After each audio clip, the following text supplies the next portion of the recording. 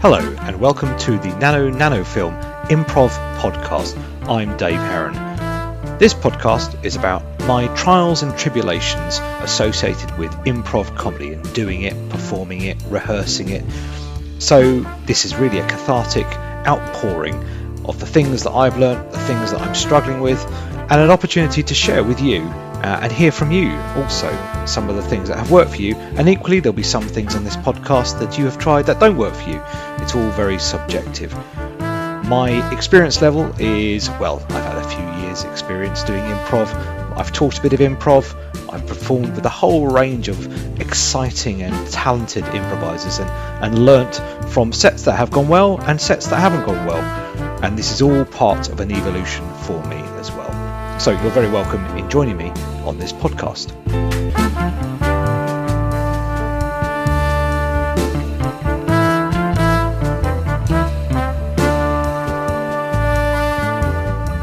So this week I wanted to share some reflections and things that I've learnt from our second We Are Dave 1 hour set.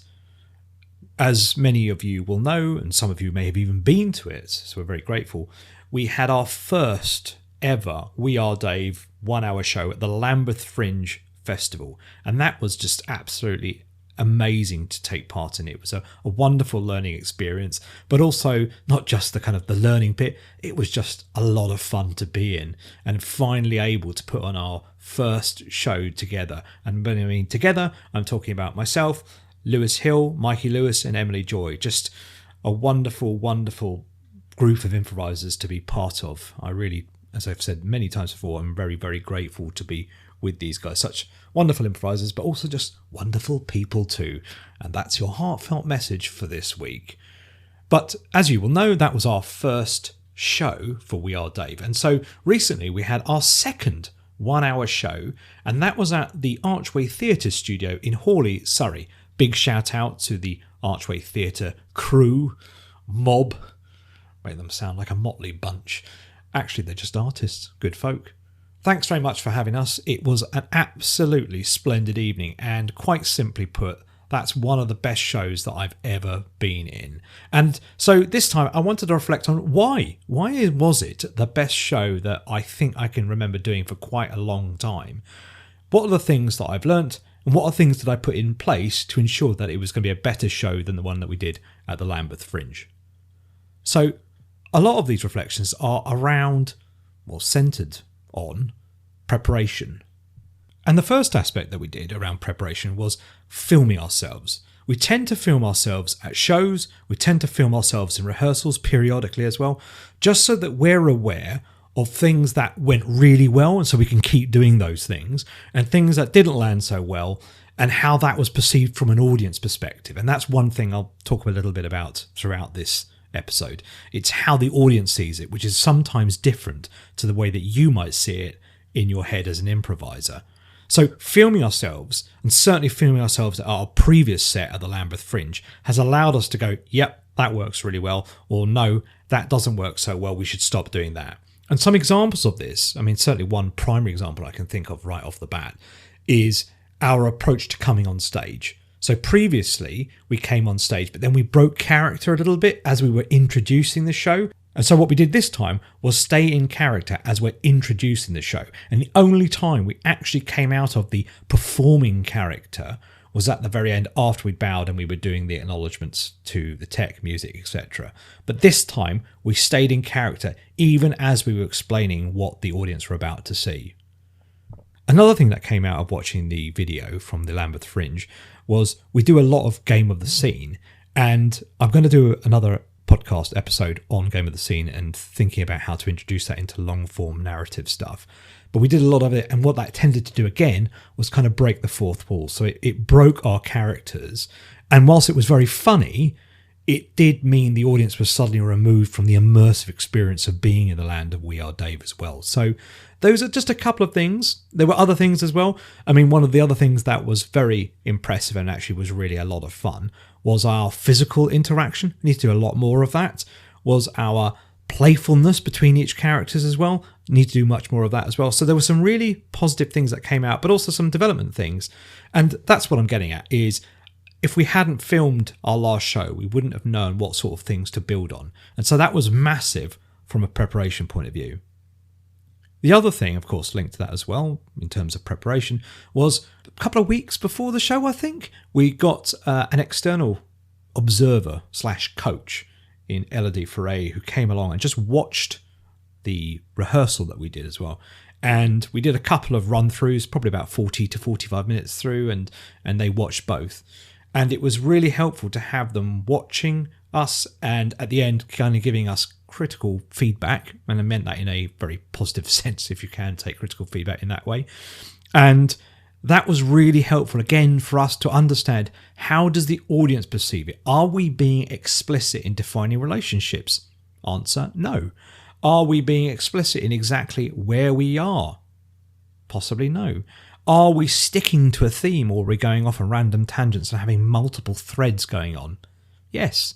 So it was helpful to have that as someone removed from We Are Dave, who could just come in, see it as it was for the first time without any kind of audience influence, I guess. And by that, I mean people laughing at the right or wrong places. Just seeing it straight and cold for how it was really, really helpful. And whilst I'm going to do a separate podcast episode on getting feedback, this is quite brutal, if I'm honest. I found that quite difficult in terms of you're kind of thinking things are good, and then of course you get a lot of feedback, developmental feedback, a couple of weeks before the show, and of course I've got a little bit of panic setting in. But I can't emphasize enough how incredibly helpful it was, because it allowed me to go, well, I'm not going to address all the feedback now. What I can do is make these couple of tweaks here. For example, being more explicit about relationships on stage. So who is that other person relative to my character? Where exactly are we in the scene? And why are we doing a certain thing as well? And keeping it really simple in terms of themes.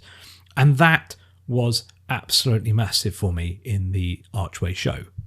Because if I hadn't had that feedback, I wouldn't have been able to make the changes and simplify the show and, of course, keep it, I guess, far more easy to understand for the audience. So that level of preparation in terms of having someone external and someone of the quality of Elodie as well, to be very clear, come in and look at it was absolutely pivotal. The third aspect around preparation is really getting into the venue as early as you can do. Don't underestimate what you'll need to do. At the Lambeth Fringe, unfortunately, we only had a 25-minute to 30-minute turnaround, and that meant us setting up the chairs as well. That's a separate, I guess, challenge in itself. But we didn't have enough time to warm up. So we actually did the Lambeth Fringe Festival with no warm-up, which I guess is quite extraordinary if you're doing a 1-hour show and you don't get any time to do any quick warm-up at all. But the point is that the turnaround time from the previous act to us getting on stage was too short. This time, I made sure that I got in an hour before the doors opened. That enabled us to do things like brush the floor, sweep the floor, because the floor was dirty and the stage was dirty, so we had to clean that, set all the chairs out, set up the microphones, set up the lighting, make sure the lighting was right and the music was right as well, make sure that we had the camera set up with a tripod and all that sort of stuff. And most importantly, enough time to warm up beforehand. And we got plenty of time to do all that with about an hour before we had the doors open. Not an hour before we go on stage, but an hour before the doors open, because you don't want to be in the area when people are coming into the hall. The hall? I don't know. What's the word? I don't know. Message me and tell me what it is where the audience sit. The house. I'm going to stop. But that was a game changer for us. Again, sounds so simple, but that kind of level of planning of saying, I'm going to be there an hour before the doors open, allowed us to do things in a non-rushed way, methodically, in a relaxed way, and then allowed us not to be stressed before going on stage, knowing that everything was absolutely in hand. That was massive too. And then finally, I guess moving away from preparation, is around ticket sales. I have been hawking myself around like a desperate man, trying to get people to come and see the show. And one of the things I reflected on afterwards is you have got to have people come and see your show. And we are just simply not at the stage right now where we can rely on word of mouth. We have got to be bringing friends and family and getting their work colleagues. In fact, I had 2 work colleagues come along. In fact, one work colleague and his wife come and see the show, who said it was the best £22 he'd spent in a long while. and I'm going to quote him on that. But having work colleagues come along who live relatively locally, having friends and family, you've got to rely on them to come along and support you, right? This doesn't happen every week, so we haven't got a show every week or two. We've got a show every sort of 5-6 months. But at the moment, we're in a position where we just simply cannot rely on just randoms off the street. And indeed, that was another thing that we learned from the Lambeth Fringe. The venue at the Lambeth Fringe just didn't sell any tickets from Joe Bloggs off the street. We had an audience that were basically all our friends and family and connected people. And so that's one thing that I've learned from this is you cannot rely on just randoms walking in off the street. If they do, that's an added bonus. Other than that, it's got to be friends and family. And at the moment, I've been sort of saying to people, come along and see the show, and, almost as though they're doing us a favour. But having done that show, I can say hand on heart, that is a professional improv show that we're doing. And it isn't something that people just have to come along and smile nicely and just kind of go through the motions. It is a thoroughly enjoyable evening. You might not like improv, you might want to go and see it all the time. But if you come to see We Are Dave, you are going to have a very, very entertaining theatrical experience for an hour. And so it's turning the dial a little bit on how do I get from getting people in, my friends and family, and not having to have them doing it on a sort of burden under duress to come along and see it, to moving at the dial of they want to come and see it because they actually it's a great evening as an adult, and bringing their friends as well to come along and see it as well, and building it up that way. Now, I don't have the answers for that right now, and I'm hopeful that when we get to the Brighton Fringe on May the 25th, 2026, that we will have done quite a lot of word of mouth, and some stuff that we've done at the Archway Theatre with friends and family, they will tell other friends to come along and see it as well. So I'm hopeful that we will begin to build up the momentum. But at the moment, we're in a situation where we have to go all out on friends and family buying tickets to come and fill the seats. But they did it. And the Archway Theatre was pretty much near capacity, aside from 2, 3, 4 tickets that hadn't been sold. But we were almost at maximum capacity, and that made an incredible, enjoyable experience. The audience loved it, we loved it, and it was just an absolutely incredible thing to have experienced, and has given me so much excitement and momentum for wanting to take We Are Dave to other festivals and other shows too. So those are the things that have, I guess, made the second We Are Dave long show successful, or more successful, I guess, than the first one.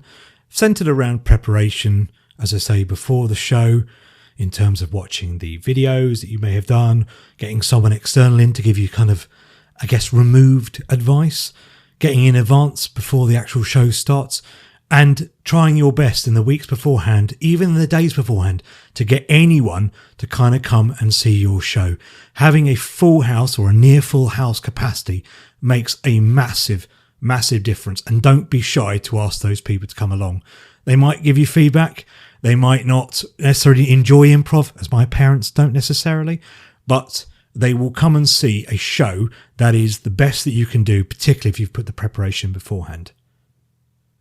So, have you put on a successful show? If so, what were the things that you did in advance that helped you make it successful? I'd love to know the things that have worked for you and the things that you wouldn't try again. So, thanks very much for listening to the Nano Film Improv podcast, and I'll catch you in the next one.